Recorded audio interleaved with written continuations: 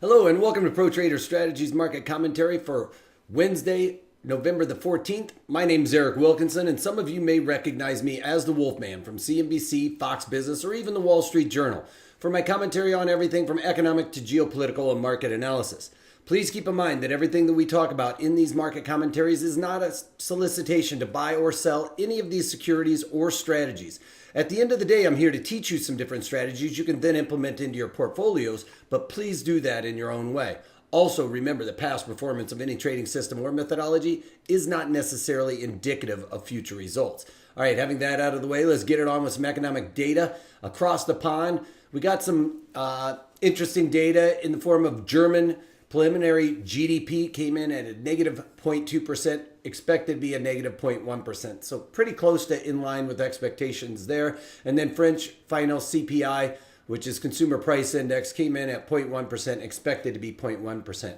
For the greater Great Britain area, CPI year over year came in at 2.4%, expected to be 2.5%. PPI output for Great Britain came in at 0.8%, expected to be 0.6%, so slightly higher than expected there. And then core CPI for Great Britain came in at 1.9%, expected to be 1.9%. And then PPI output for the greater Great Britain area came in at 0.3%, expected to be 0.2%, so slightly higher than expected there. And flash GDP for the European region came in at 0.2%, expected to be 0.2%. Industrial production came in at a negative 0.3%, expected to be a negative 0.4%, and revised last month's number up from 1% to 1.1%. So slight higher revision on the previous number as well, so better than expected number and a revision is good. Here in the United States, we got CPI, Consumer Price Index, month over month in line with expectations at 0.3%. Core CPI came in line with expectations at 0.2%. We also have a couple Fed governors speaking today. We have Powell speaking later on this evening and probably Quarles speaking right about now. So may give us a little bit more insight as to what the directionality of the Fed is going forward in some of these speeches. Remember, they've been cut off because of the last week's FOMC meeting. They aren't allowed to talk before that. So as soon as that stuff's released, they all go up and start chatting their position anyway. So that's what we're going to start seeing here probably for the next week or so anyway. Onto the overall markets, crude oil after yesterday's massive sell-off, I mean, it just accelerated towards the end of the day, really thinking that the 40 handle was going to get printed. But today we are bouncing up and away, up $1.50 right now, retracing about half of yesterday's losses.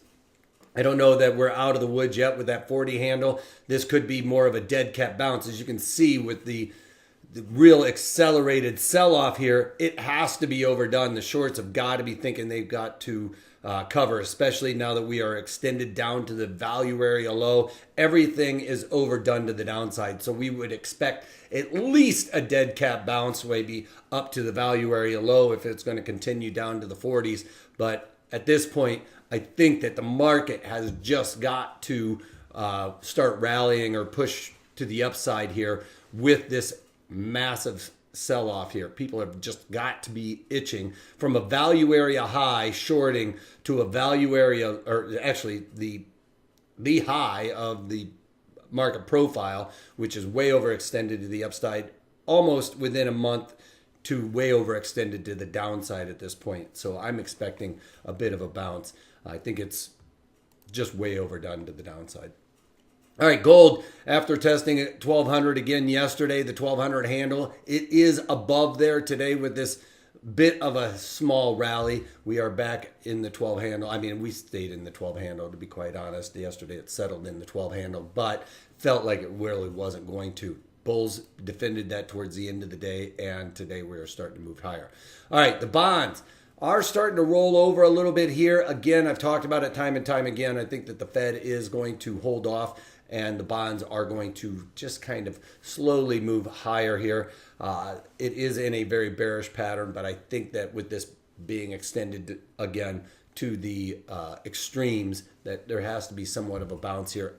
also I think it's just been overdone with the expectation that the Fed is going to continue to increase interest rates, and I think that they are going to have a situation here where they're going to need to hold off.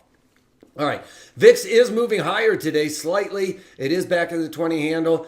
The one thing to note here is it is higher despite the fact that the equities are higher, and that usually raises an eyebrow because it makes you think. Usually when the market is going down, we start to see the VIX spike. Well, when we start to see the VIX spike when the market's rallying is a very ominous sign as far as I'm concerned. It means that the market is kind of rallying in a sense off of some of these puts as people are buying puts. The short sellers of those puts need to offset it usually because the buyers of those puts already have positions. So if a person sells those puts, they need to go out there and offset that risk by a hedge, and that could cause the equities to push higher despite the fact that the VIX is starting to spike. So that could be what we're seeing here is that hedge factor before we see a bit of a pullback here, and that could be still in the cards. Just the way that the market's setting up with these charts. You can see here with the NASDAQ just yesterday looked a little bit like we were finding a bit of a bottom building that, but today no confirmation at all, almost making it look like a continuation pattern when you get these two dojis lined up right next to each other, and neither one of them, as a matter of fact, today breaking yesterday's low is one of the factors that makes that not look so good. So we're going to have to keep an eye on that. That's one of the reasons why I haven't added a whole lot. I'm waiting for a market to give me some directional analysis anyway. I am overall long deltas in my portfolio, so I'm believing that this is a little overdone to the downside. I'm not getting any follow through. So, I could be at a point if we don't see confirmation and it starts to look a little bit more bearish, I might be pulling the ripcord on all of my long deltas rather quickly. As a matter of fact, I was running that theory through my head yesterday if we didn't get a confirmation. So not getting that today, so it's even looking more likely because even in the E-mini S&Ps looks more pronounced as a continuation to me with the yesterday's market making it look like we're finding bottom. Today's candlestick, if we were to finish here today, would not look very good at all.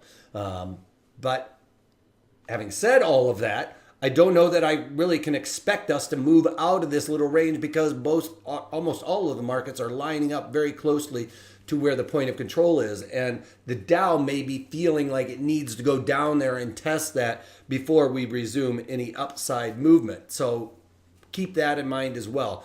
The downside may not be out of the woods yet, but we have a lot of support levels below us that we can rely on if you have a bullish assumption. So keep that. And if you have a bearish assumption, make sure that once it breaks that, these couple of Fibonacci's that are below where the value or the point of control is, breaks below this Fibonacci, say, that would be very bearish. As a matter of fact, I would think it would have to come down and test this 25, 29 area if we were to break this Fibonacci extension level. So that's what we're going to be keeping our eyes on for the next few days anyway. And I don't know that I'm going to be adding anything other than maybe for some earnings trades going forward right now.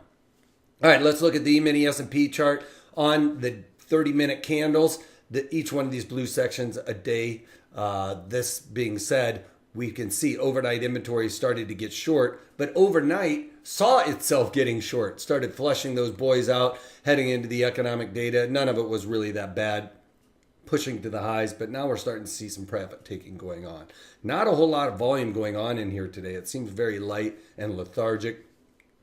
One would almost say that it feels like an inside day, but you can see with the market open, we pressed above that. But last couple of days, feeling very inside from Monday's movement. So pretty quiet.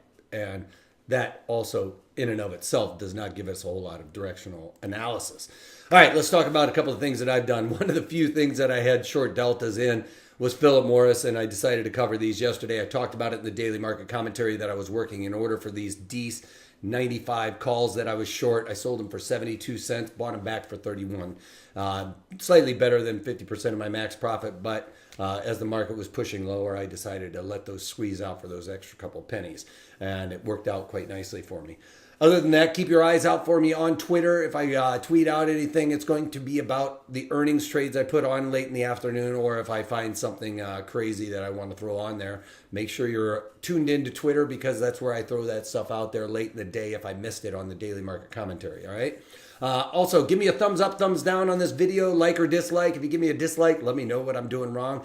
Also, appreciate any kinds of positive feedback that I can get. So throw that in there as well. And that's about it. Check out tomorrow's webinar on synthetic shorts. If you are bearish in this market, it is the perfect scenario for this type of environment where we don't really know where volatility is going to go, whether it's going to go up or go down. That is a scenario when we have a market assumption that is bearish, that this will be a strategy that will fit quite nicely with the environment that we have. All right, so check it out, Pro Trader Strategies. I'd like to see you there tomorrow. It's right after the close, so it should make it pretty easy. And if you can't take that, take it easy.